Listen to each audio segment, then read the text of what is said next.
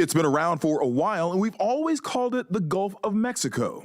We're going to be changing the name of the Gulf of Mexico to the Gulf of America. But now President-elect Donald Trump wants to rename the largest Gulf in the world from the Gulf of Mexico to the Gulf of America. The Gulf of America, what a beautiful name.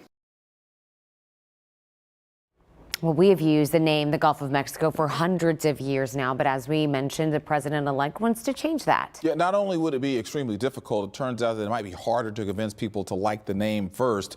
Our Gage Golding explains. It's the question of the day, the Gulf of Mexico or the Gulf of America.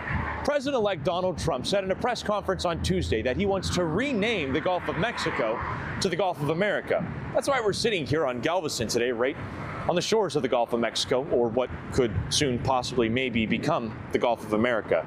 I wanted to see what people think about this potentially new name to the largest Gulf in the world, but I didn't think one thing through. It's winter in Texas, and the temperature's about 40 degrees. Nobody except for me is sitting right here on the beach. But we didn't give up.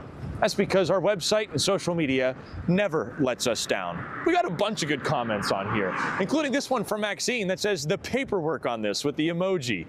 But that wasn't it. We got all kinds of comments. The Gulf of North America would possibly be a better name for this Gulf.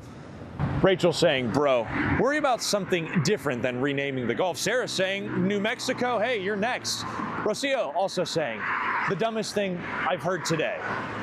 Now, this one was one of my favorites. The Gulf of how does this lower grocery prices could be a fitting name for the Gulf. Or, oh my Lord, is this a joke? The Gulf is partially in Mexico. Are we going to draw a line through the water? John thinks this is a great idea, thinks it's more accurate, like the president said. Jamie throwing a little jab at Trump's Florida resort, saying better than the Gulf of Mar-a-Lago.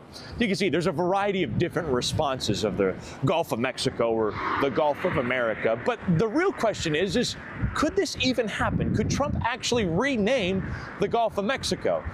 The answer is yes, but no other country really has to abide by it or even recognize it. We could name it whatever we want. But there is an organization that oversees all these names, and to actually change the name and change history would take more time than you could only imagine. In Galveston, on a very empty Gulf of Mexico, Gage Golding, KPRC2 News.